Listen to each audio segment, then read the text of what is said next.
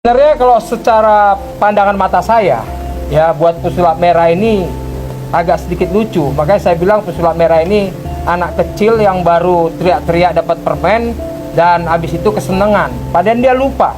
Ya, kenapa saya bilang lupa? Dia mengatakan bahwa Feng Shui lah apa segala macam itu tidak ada. Sekarang kita lihat ya fenomenanya dulu dia menggunakan nama Aris, ya nama panggungnya Aris. Akhirnya dia gagal, dia pun hilang. Dia ganti nama dia jadi Marcel. Nah, begitu ganti nama Marcel, dengan naiknya nama dia segala macam itu pun tidak naik-naik juga. Ya, akhirnya dibuatlah di kontennya pesulap merah. Ketika dia masuk dalam pesulap merah, dia membuka satu peluang dari Samsudin, merasa lemah di sana, maka naiklah nama dia. Kenapa dia dari awal tidak pakai nama Aris? Ada apa ini sebenarnya? Ini harus kita cermati, kita harus pakai logika. Bahwa Feng Shui itu ternyata ada tanpa dia sadari. Jadi buat pesulap merah harus hati-hati karena mulutmu yang akan membawamu dalam penderitaanmu. Nah, ada udah prediksi ya kalau soal si pesulap merah ini yang saya lihat akan hilang dengan sendirinya gitu. Orang-orang akan bosan dengan dia gitu.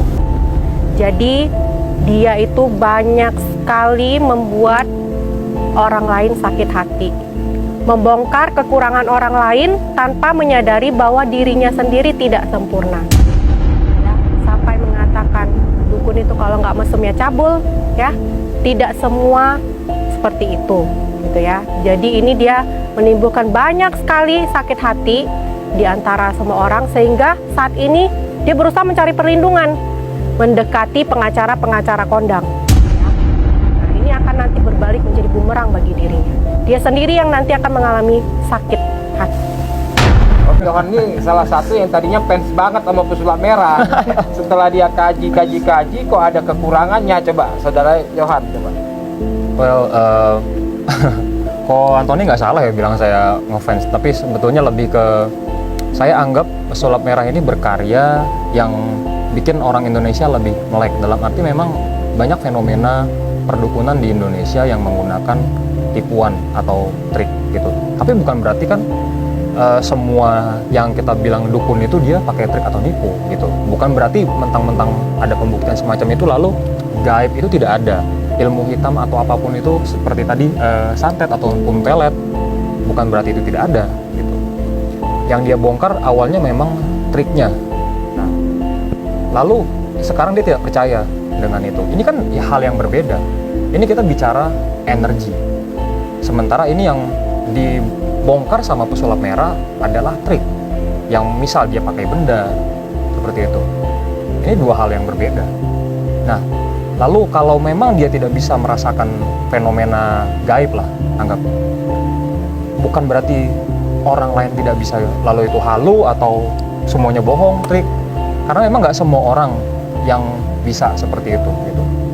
Bisa juga mungkin kalau dari orang yang secara lahir dia tidak punya kemampuan tapi dia cukup spiritual dalam arti mungkin dalam beragama dia tekun seperti itu, ibadahnya kuat. Saya yakin akan ada kepekaan yang lebih yang dia miliki. Contoh kita bisa memahami orang lain secara energi gitu. Padahal mungkin orang itu nggak ada cerita, tapi kita bisa paham dia ada masalah, kita harus bantu dia bagaimana, kita bisa memahami dia sehingga gimana orang itu juga nyaman bicara sama kita untuk menceritakan permasalahan dia.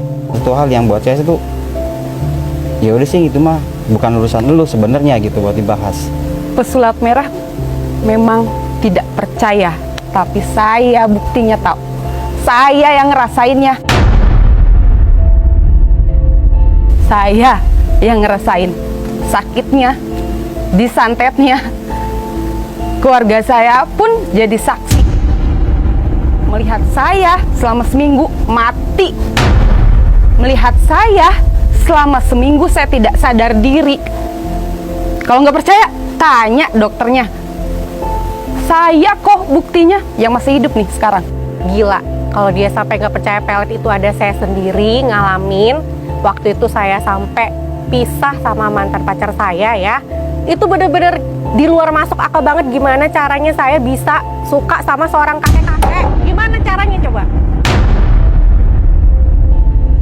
Oke, kalau Johan sendiri masalah pesulap merah antara trik dan energi seperti apa?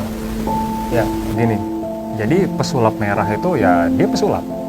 Sementara mungkin yang dia bilang dukun ini bermainnya di bidang energi, sesuatu yang goib. Itu bukan bidang dia, itu bukan ranah dia. Ya seharusnya pesulap merah bisa lebih bijaksana. Seperti yang tadi saya katakan ya, awalnya saya salut sama dia. Dia membongkar trik-trik sulap apa yang dilakukan oleh dukun gitu. Tapi sampai saat ini udah keterlaluan. Karena dia sudah mencampur adukan antara magis atau gaib, energi dengan trik sulap yang mana itu fisik, nggak bisa. Itu dua hal yang berbeda, itu bukan ranah dia. Seharusnya pesulap merah bisa lebih bijaksana. Dan itu sudah menjadi kearifan lokal kita kan. Contoh Balian. Dari saya sendiri selalu berpikiran positif untuk mendapatkan hal-hal yang positif. Jadi jangan terlalu gampang percaya terhadap manusia, tapi dekatkanlah diri kita kepada Tuhan agar petunjuk apapun yang bisa kita lakukan selalu diberkati.